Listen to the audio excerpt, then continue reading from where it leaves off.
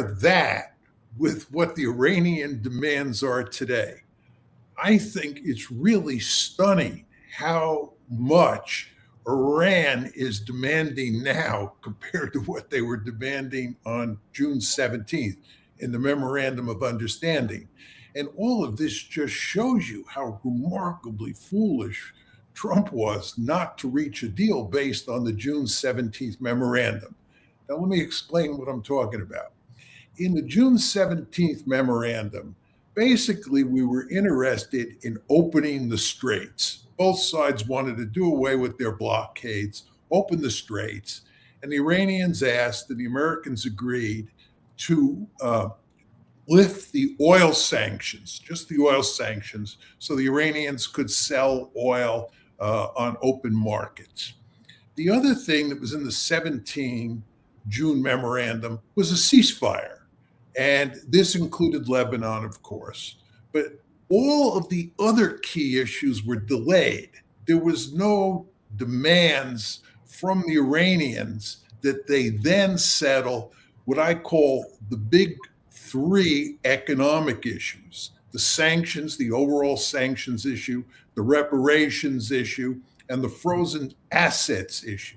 That was all delayed. Those key economic issues were going to be negotiated during this 60-day period that was laid out in the Memorandum of Understanding. Moreover, the nuclear issue was delayed as well. So once you got the ceasefire in place and you open the strait, then you would move to negotiating these big three economic issues, as I described them, plus the nuclear issue. Well, what's happened here today is that the Iranians have said the big three economic issues have to be solved on Iran's terms now before we'll open the straits. The reparations issue, they want settled before they open the strait. The overall sanctions issue, they want settled. And the frozen assets, they want settled. And there's no talk whatsoever about the nuclear issue, which is really quite remarkable. So for us to get the strait open at this point in time, we have to make all these concessions. We, meaning the Americans, have to make all these concessions on these big economic issues, not get the nuclear issue up front. This is disastrous. And it just shows you how remarkably foolish the United States has been. And by the way, if you want to take this a step further, if you go back to February 28th and the period before that, right, all we were doing at that point in time was negotiating on the nuclear issue, which has now apparently disappeared. And all these other issues, these economic issues, which play to Iran's advantage, of course, were not even on the table. So this just goes to show you how remarkably foolish the Trump administration has been and how much trouble we're in today. So, Vali, John makes the point that Iran actually has more leverage today than it did when it signed the June 17 Memorandum of Understanding. Vali, your thoughts? No, I fully agree. I mean, if you looked at it, Trump probably never really intended to implement that memorandum. That's actually the Iranian understanding, that he started cheating the minute that he signed it. First, he said ceasefire in Lebanon. Immediately, they brokered a deal between Lebanon and Israel, which now allows Israel to bomb Lebanon at the invitation of the Lebanese government, pretty much, trying to sideline any Iranians saying that. Secondly, there was a promise then of unfreezing at least some Iranian assets. They started with talking about 30 billion, then it went to 12 billion, went to 6 billion, went to 3 billion, and then zero was released. And then, when the Iranian belief is that actually the United States was encouraging countries to break Iran's hold over the strait, telling them not to consult with Iran. The strait is open, use channels that Iran cannot control. And Iran was put in a position that either it lets Saudi, Qatari tankers to go through, in which case then their hold on the strait would de facto be over, or to try to stop it. And in fact, the Iranians cynically believe that perhaps Qatar and Saudi Arabia gave 2 tankers to the United States as a gift, basically to try the Iranians, which is soured their views about their neighbors. But the Iranians decided to shoot at those 2 tankers. And then Trump decided not to respond in a calibrated way that might restore the MOU, but actually use it as an excuse to go back to war. Now, you consider, as John said, that the United States has bombed Iran for a month systematically. It has not at all dented Iran's ability to close the strait. Iran tightened the closure of the strait, destroyed significant amount of infrastructure in Kuwait, literally forced the United States to abandon its military bases in the Gulf and actually move a lot of its material to Syria, Jordan, and Israel. Iran hit those targets in a way that surprised the United States, particularly in Syria and then barrages that went into Jordan. It looks like when the US went back to war with Iran, it was actually forced to move farther away from Iranian borders, move its war material farther away. A month into the bombing, the president threatened that, I'm going to destroy power plants, etc. The Iranians gave a list of all the power plants they would destroy in the Gulf. We'll match escalation with escalation. He backed away from that. It's clear that the US doesn't have the munitions, either offensive munitions or defensive munitions, to keep bombing Iran. And as John says, so we went into this war for an additional month just for Iran to become stronger and our position to become weaker. And ultimately, what the Iranians are saying in this new proposal is, there is no more misunderstanding about control of the strait. It's going to be in black and white. Black and white, it is going to be managed by Iran in collaboration with Oman. We will tell what ships go when, and there is no more misunderstanding. So we're going to tighten the language of Article 5 to Iran's advantage. And then we're not going to, wait for you to decide whether or not you want to give money or whether or not you want to lift sanctions. You have to do all of those now. And I think there's another element here, which is cumulative, in that Trump has created such distrust about himself with the Iranians that actually it gives him even less leverage at the table than he had before. He walked away from a nuclear deal in 2018. He bombed Iranians twice in the middle of talking. Iranians went to Islamabad, immediately put a naval blockade on Iran. He signed an MOU and then undermined it and went back to war. And so, even the leverage that you might have, even if you accepted the Iranian terms, I'm not sure the Iranians would even be happy without having certain guarantees that he actually would implement. Okay. Now, you say that the Iranians are fed up with Trump, but Trump says, and this is what he said last week, that Iran is being unbelievably duplicitous in its dealings with the US. Quote, all they do is make me angry. They just make me angry. John, as Valley makes very clear there, Iran has made it clear that it controls the Strait of Hormuz, and this is not subject to negotiation. But John, again, why would Trump accept an arrangement in the Strait of Hormuz where Iran receives fees or tolls and denies anyone to go through the waterway without his permission? It's very simple, Tom. He has no choice. He lost the war. This is a devastating defeat for the United States. Could you tell me what the United States should do to regain leverage over Iran? I actually think you can't tell me, because we have no solution. Well, Trump might think that because Oman is a US ally, it shouldn't be going along with this arrangement with Tehran. John. He does think that, but it doesn't matter. It just doesn't matter. Trump has no cards here. It's as simple as that. I mean, first of all, he can't escalate, which is his main threat, for two reasons. One, he's out of munitions, as Volley said. And number two, our Gulf allies have told him in no uncertain terms that is unacceptable, because the Iranians have made it clear that if we escalate, they will escalate and they will destroy oil facilities, desalination plants, and so forth and so on in the 6 Gulf states. And they will effectively wreck those states. And Trump doesn't want to go down that road. He has no options here. Yeah. Could the United States, Valley, can just accept that they've lost this war, as John says, and accept that Tehran essentially has control of the Strait of Hormuz, but then also just not give any reparations, no sanctions relief, not unfreeze the frozen assets. Could the Americans just do that and walk away? Well, technically, yes, I would assume so. I mean, but that's basically accepting defeat very clearly. I mean, there is no way, I think, right now for Trump to come out of this to claim victory.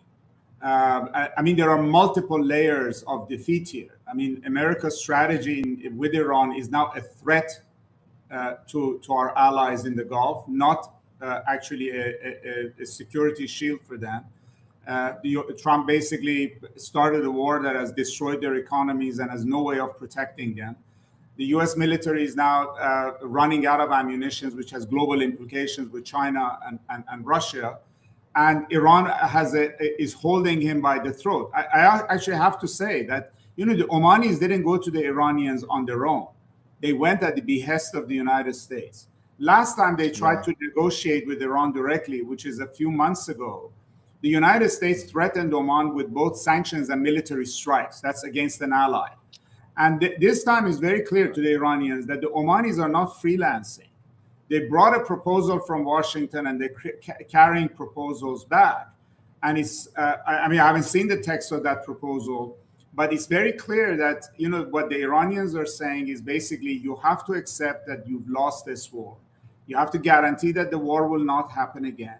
You have to accept that the containment of Iran is over. In other words, no more bases around us. You need to move your troops, and you need to even lift your economic containment of Iran and basically accept Iran as a great power in the region. Now, I think the question for Iranians is that this is a humiliating defeat for Trump. And I think one of the war objectives for Iran now is that he would lose the midterm elections in a big way. I mean, they speak about this very openly, that would be a very marquee thing.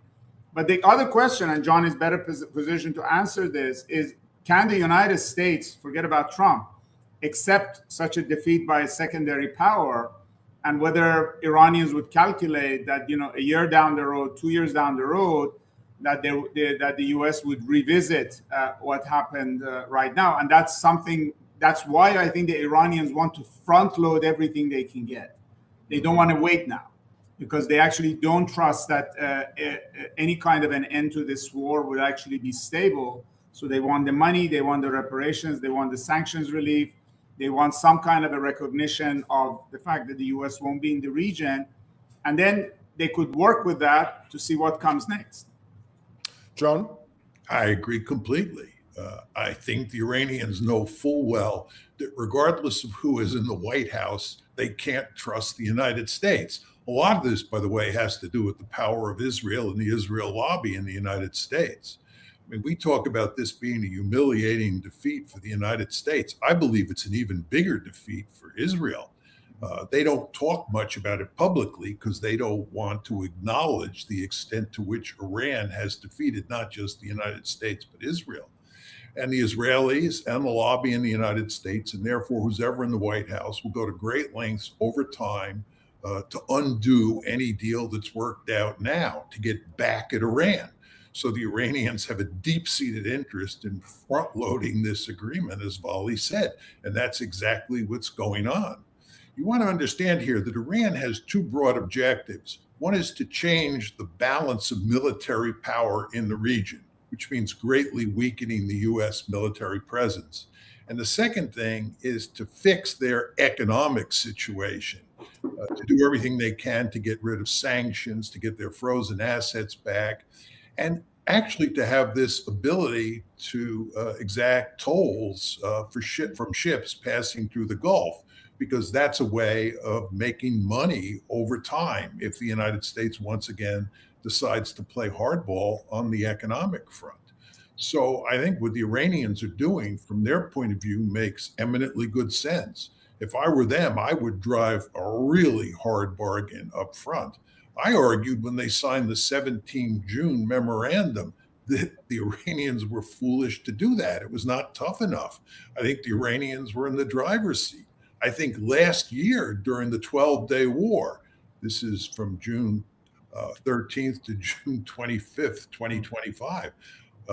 When it finally ended, I thought the Iranians were foolish to agree to end it then. They should have kept playing hardball because I think they had the advantage over the United States and the Israelis back then. And the reason I think the Iranians, from their point of view, should play hardball is because you can't trust the United States and Israel as far as you can throw them. And the Iranians would no doubt know that Trump is feeling political pain back home in Washington. Did you see that piece, John, by the way, in the Washington Post just a few days ago about Trump's anger at Pete Hegseth? That's his defense secretary. He was just demanding answers on why he had apparently been misled on extreme munitions shortages. Did you see that piece? And what did you make of that? I did see that piece. I find it hard to believe that Trump didn't understand we had a munitions problem. General Dan Kane, who's the chairman of the Joint Chiefs of Staff, and who I believe has been a reasonable voice on this whole issue since the weeks before February 28th, was warning Trump that we had a limited number of munitions and that we had to be very careful about getting into a protracted war with the Iranians. And then we got into this 40-day air war. And one of the reasons that we ended the 40-day air war was not simply because we were not winning it, it's because we were running out of munitions. It's hard to believe that Trump didn't understand this, especially when you marry it to the fact that this is what Kane was telling him all along.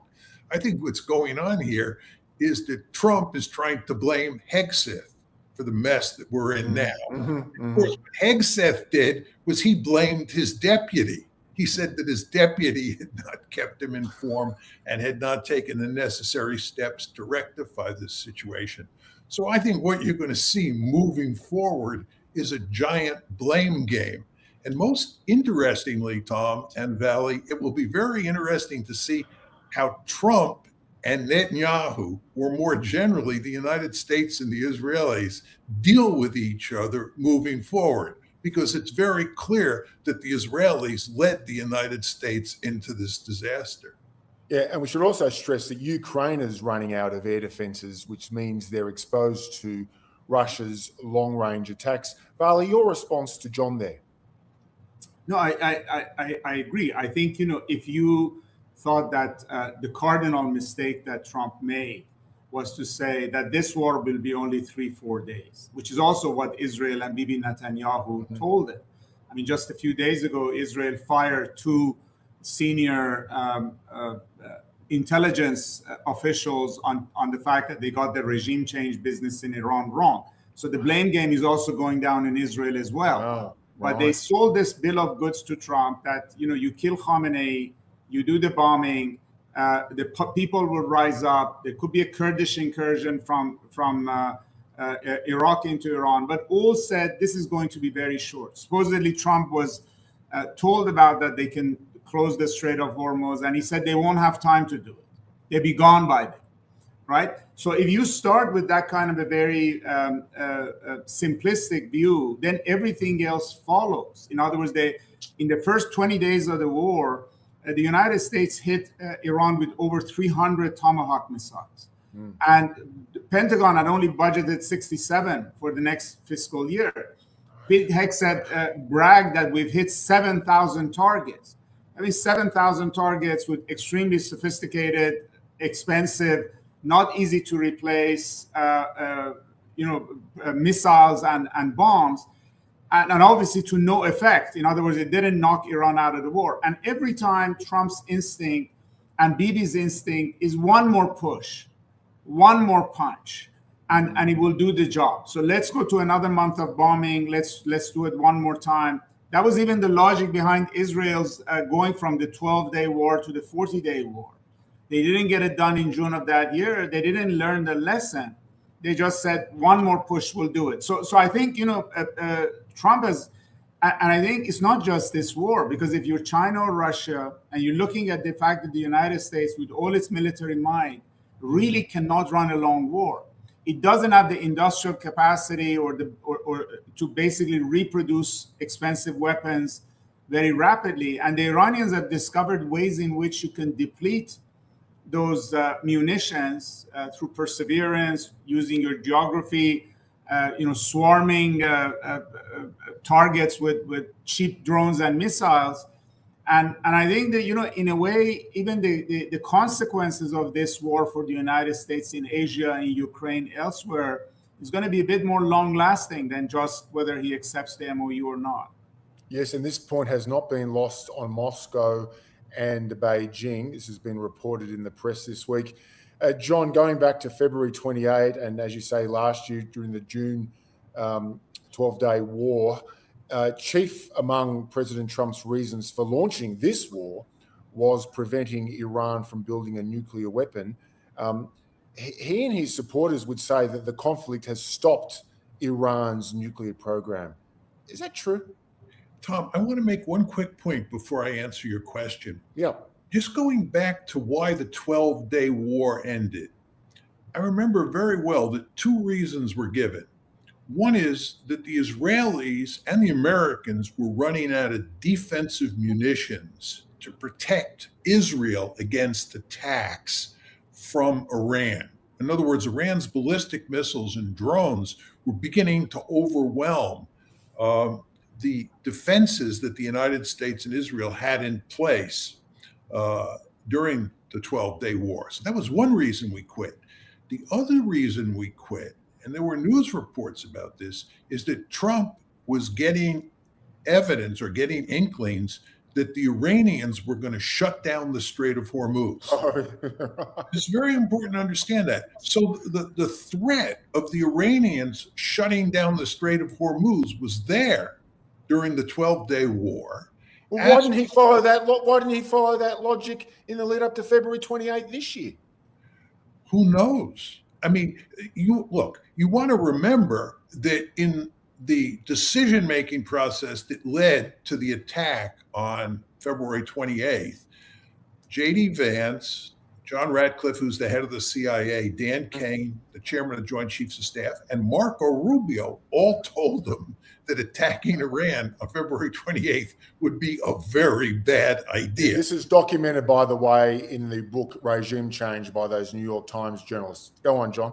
Yeah, and it's quite apparent that the two key individuals who convinced Trump to launch this cockamamie war was, number one, Benjamin Netanyahu, and number two, David Barnea, who was then the head of Mossad.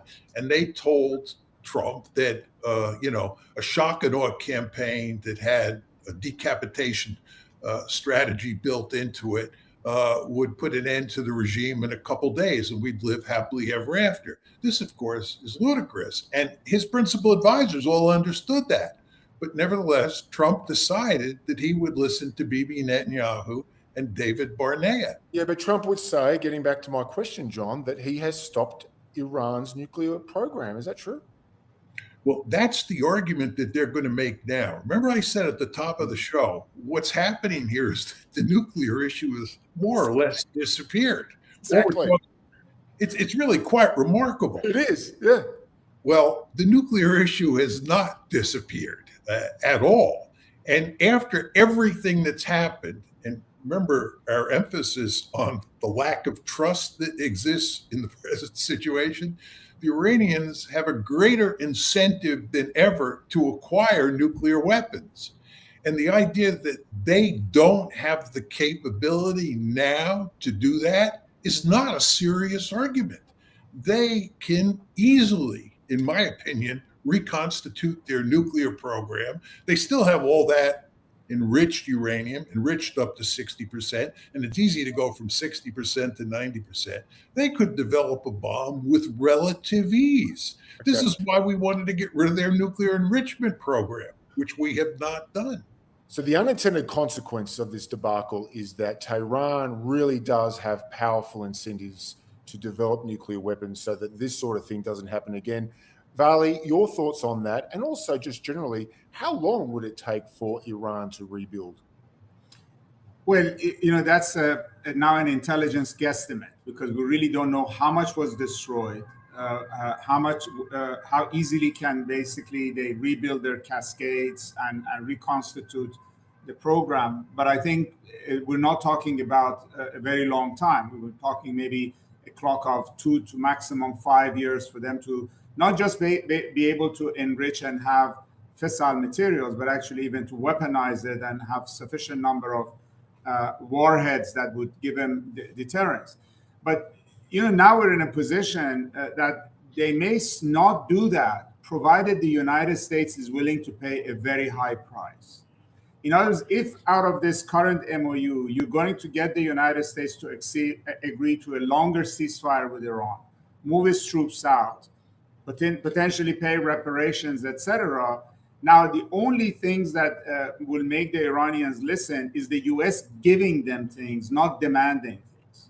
I mean, I think the period that you can basically pressure Iran into submission, even on technicalities of the nuclear issue, I think is gone. I think now the U.S. essentially will be asking them, what do you want to make this a non-issue, even if they were to accept it. And so we're seeing in these demands that Iran is now very comfortable demanding, and the United States is not comfortable demanding. So I think psychologically, Washington hasn't got there, not just the White House, the political class in Washington, a lot of the journalists. I mean, this word that they continuously overuse, Iran is overplaying its hands. It's just more like we cannot, what it means to me is that we cannot believe how much this picture has changed. There must be something unreal about this. But in reality, Iran is not overplaying its hands. It's just playing its hand. Yeah, but Valik, I'll put this question to John in past programs with other guests. Let me put this to you. Whether it's the IRGC, the so-called hardliners, or the so-called moderates who support the president and the parliamentary speaker and their chief negotiator, shouldn't they be concerned about the economic toll that Iran is suffering from the war? I mean, you've got this US blockade of the Iranian ports. That's delaying Iran's economic recovery. So I put the question to you, given that, isn't Iran overplaying its hands? Well, first of all, let me say, I don't believe in this moderates versus hardliners. I think there is more division in Washington than there is in Tehran. Right. Okay. Rubio, Vance and the dysfunctionality of decision-making in Washington is a lot more than Tehran. Every government ultimately has a debate over policy, but I think there is a consensus in Iran that they will not give up the Strait. There is a consensus that they have managed the war very, very well. There's a consensus that they have defeated the superpower, or at least put it on its heels. What is there for them to debate about? Even this argument that now has become very popular in Washington, I think a lot of it is really disinformation that Mojtaba Khamenei is dead or he's not really in charge. What difference does it make? Whoever is in charge is running a tight ship. I mean, we're asking the wrong question here. So what if he's dead or alive? Doesn't make a difference. So no, I don't think they see themselves overplaying their hand. They think they have a narrow window to get the maximum amount of strategic advantage from having turned the table on the US. It would be unconscionable if they didn't press their advantage. The future generations, they think, will ask them, you had the US on its back heel. This was the time for you to ask for more. And they would say that the US has put blockade in Iran now twice, and the US is the first to blink. They can suffer more than everybody else can. After 47 years of suffering, they can suffer more. And they ultimately think that the only way to a better place is through the path they're going. Now, I'm not going to sort of second guess whether they're overplaying their hand or not, but I think a country that in the past 6 months has managed to survive 2 nuclear-powered militaries going after it, the world's premier superpower, Middle East's most armed and technologically advanced military, and yet we're having this discussion. I think in humility, we have to think that maybe they've got it right. And actually, the society, and I don't mean put it only on Trump, everybody else in Washington who's thought that the Iran policy and the way we've gone about it has been correct all along, that Israel is correct, that, you know, that they obviously have got it wrong. So far, they've got it wrong. And ultimately, and you know, on the economic issue, Iran is suffering. But John said at the very beginning, they're asking for big economic gives. You have to pay for war reparations. You have to unfreeze up to $30 billion. Iran has reportedly up to $100 billion of frozen assets around the world. We want to trade and we want to sell oil to whoever we want, and you need to get out of the way. And once you lift the sanctions, we will be able to actually collect tolls more easily because we can actually receive the money. So short-term pain, long-term gain. That's the way they're seeing it. Yeah, John, though, Pat Buchanan, the original America First Republican presidential candidate, both in 1992 and 1996, he once quipped that Congress was Israeli-occupied territory. Don't you need congressional support for sanctions relief? This is going to be very difficult for Trump to get Republicans especially, but also even some Democrats to support sanctions relief. Well, I think there's no question that Congress will do everything it can to get in the way of sanctions relief. But there are a lot of things that Trump can do to deal with that issue. Congress has limited control on this issue. Trump has a lot of cards to play. And if the Congress refuses to go along with Trump and doesn't, fully lift the sanctions, the Iranians can compensate for that with tolls. But Tom, let me just make one point on this whole issue of Iran overplaying its hand. I agree with Molly completely. The idea that you're possibly overplaying your hand is in effect saying that the Iranians ought to be more moderate in their demands. And if they're more moderate in their demands, the Americans will be more reasonable. We can work out a modus vivendi here. Any Iranian who believes that is out of his mind. The idea that you can accommodate the United States and the United States will accommodate Iran is an argument that is belied by the historical record here. And Iranians fully understand that there's only one way to deal with the United States, and that's to play hardball, period. End of story. And if you start making concessions to the Americans, they'll take advantage of you. Just look at what happened with the 17 June Memorandum of Understanding. Do you need any more evidence that you can't trust the United States? I don't think so. Yeah, the Iranian political system, Vali, and you've studied Iran in great detail. You're one of America's and the world's leading experts on Iran. Isn't it premised on a sort of hatred of the United States? And this is a point that a lot of the neoconservatives make. So, any reconciliation with Washington would threaten the foundations of its anti-Western ideology. Well, yes, the Iranian Revolution started out being anti-American and is to some degree embedded in their thinking. But now it also has national security reasoning behind it. This is not cultural hatred after 40, 50 years. The United States actually, since the June 12-day war and the 40-day war up to this period, has shown itself to be a single greatest threat to Iran. I mean, the minds of the Islamic Republic, there is no distinction between regime and country. It's true that many Iranians may say the United States is only a threat to the Islamic Republic, but the people who are making decisions in Iran, basically, they see this as an attack on Iran. The United States wants to destroy its infrastructure. The United States and Israel were contemplating breaking it up, creating ethnic tensions. The United States wants to cage Iran, kick it out of the Middle East, weaken it, break it, a Libya scenario, a Syria scenario. I mean, those are the kinds of debates you have in Iran. That's the U.S. objective. So now that we've arrived at this point, I think the path to somewhere better, and we've been there. I mean, we went to war with Vietnam or with China over Korea, and at the end of the day, there was a point at which there was a turning point. I think it has to first start with Iran not feeling the United States is an imminent nationalist security threat. I mean, you're not going to get to somewhere better unless that is taken away. And you have to also look at it this way. Maybe Iran is out of sight, out of mind for Americans for long periods. But the Iranians, this regime in particular, all of these people in IRGC, Mojtaba Khamenei was sitting at the side of his father for decades. For decades, they have been under imminent threat of the United States. And I just put it to you, this sort of as a something for us to think.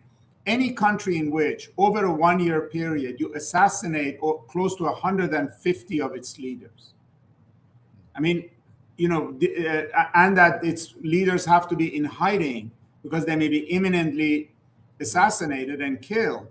I mean, for them, the US threat is real. It's a whole debate as to whether they're responsible in bringing it onto themselves. Could they have been nicer 10 years ago, 20 years ago, etc.?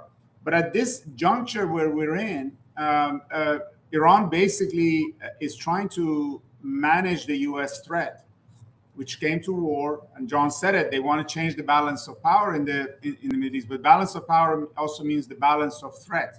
That they don't want to be hiding in bunkers. They don't want their leaders to be killed. They don't want them to be attacked. And so, we're now whether Iran can become like Vietnam, there's somewhere down the road that there could be a reconciliation even after a big war. We'll see. But I think it doesn't benefit the United States to make this about ideology, or as George Bush used to say, they just hate us. I think that's not very productive. There are strategic concerns at play here, indeed. John, let's turn to the other big news this week, the Security Pact, Saudi Arabia, Pakistan, and Turkey. This was signed in Mecca.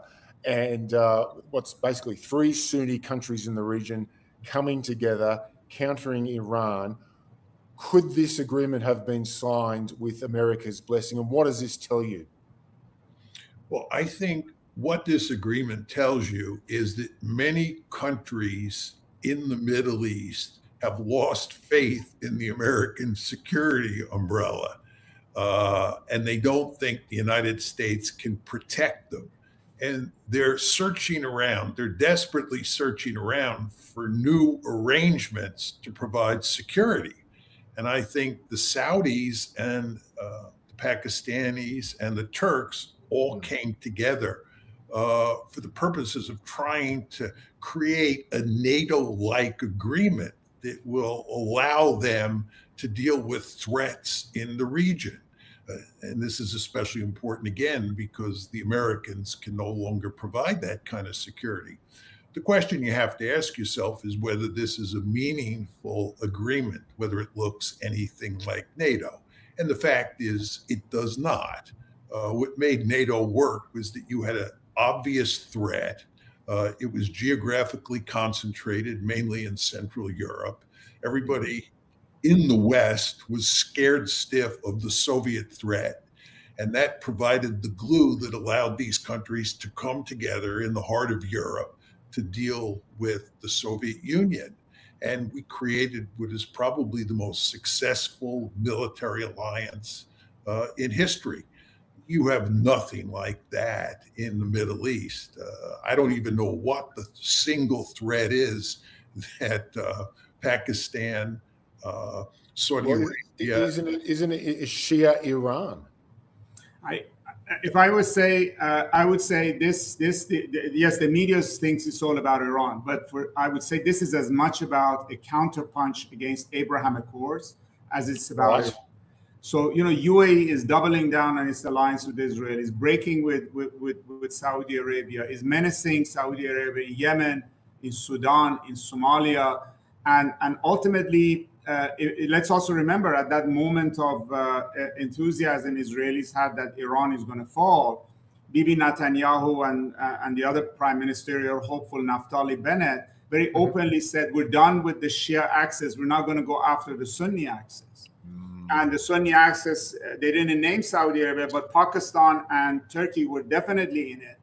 Naftali Bennett openly said that Turkey, from not just the Iranians, but the other sort of alliance that might be shaping in this region, which is around the Abraham Accords. And let's not forget that also this Saudi maneuver is coming almost a week after Trump first put the idea of a nuclear deal with Saudi Arabia on the table, and then said, well, you need to join the Abraham Accords for that to happen.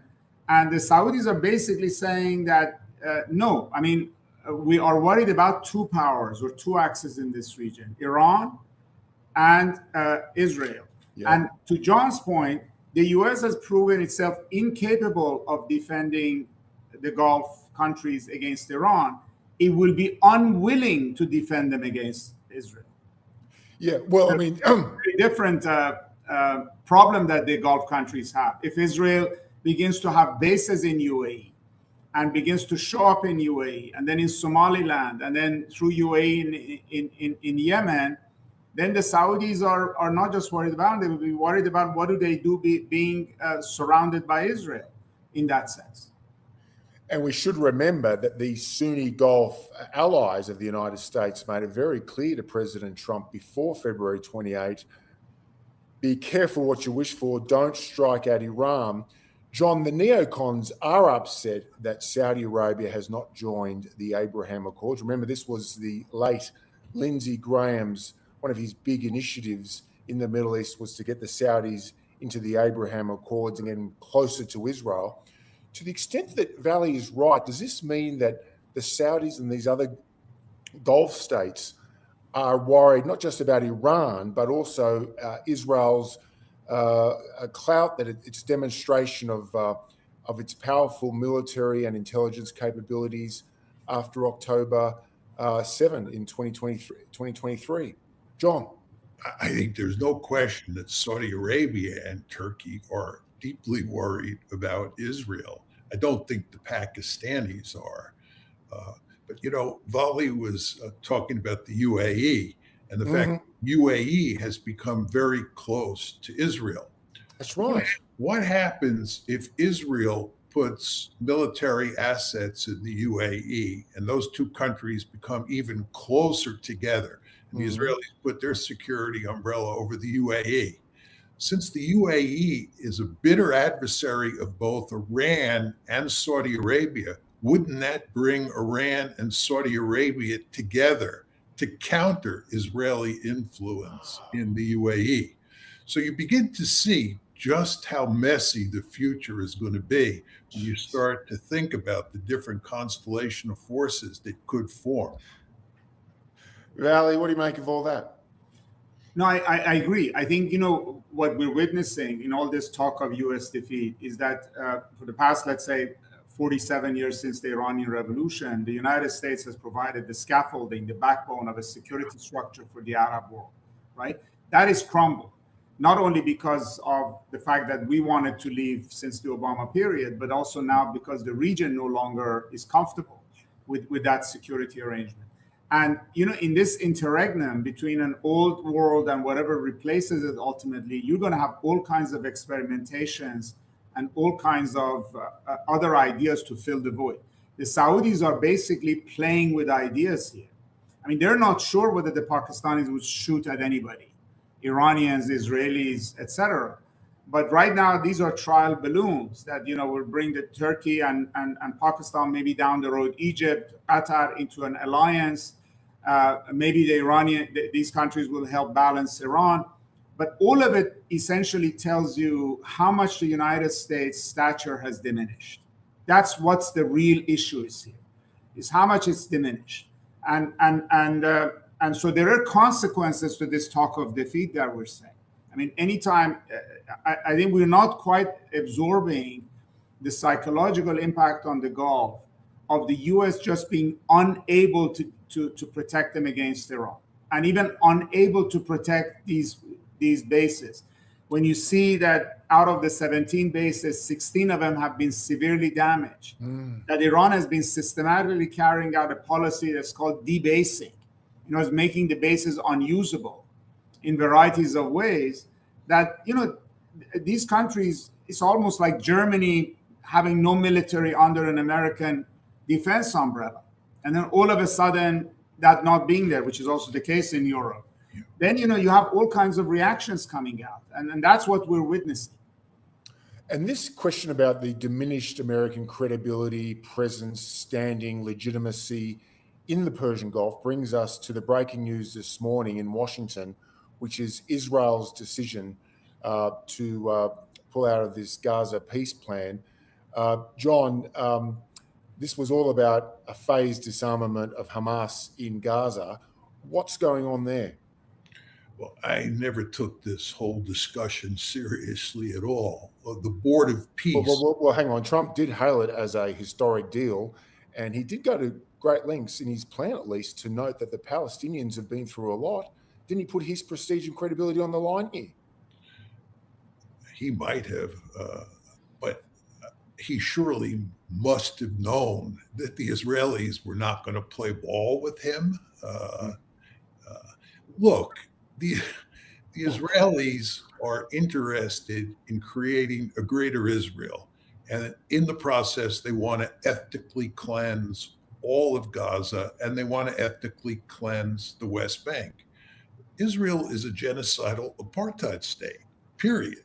And the idea that they were going to agree after everything that's happened since October 7, 2023, to evacuate Gaza and allow the Palestinians to once again control Gaza is just not in the cards. That was not going to happen. Benjamin Netanyahu was not going to allow that to happen, nor any of his likely successors.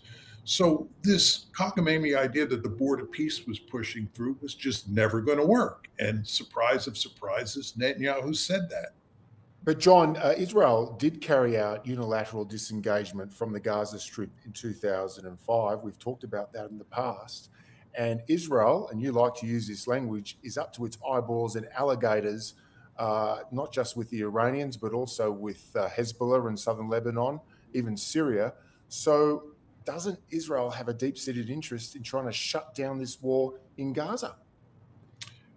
One would think so, but there's no evidence that they think that's the case. What they're interested in doing is doubling down. If you look at public opinion in Israel, there's great support for Netanyahu's policies towards the Palestinians. One would think that given the Israelis have been executing a genocide since 2023, that there would be a substantial slice of the population in Israel that was outraged by this genocide. But there's zero evidence of that. And what people want to see happen is they want to see Israel get rid of all the Palestinians in Gaza and hopefully get rid of the Palestinians in the West Bank and create a greater Israel that's populated almost exclusively by Israeli Jews.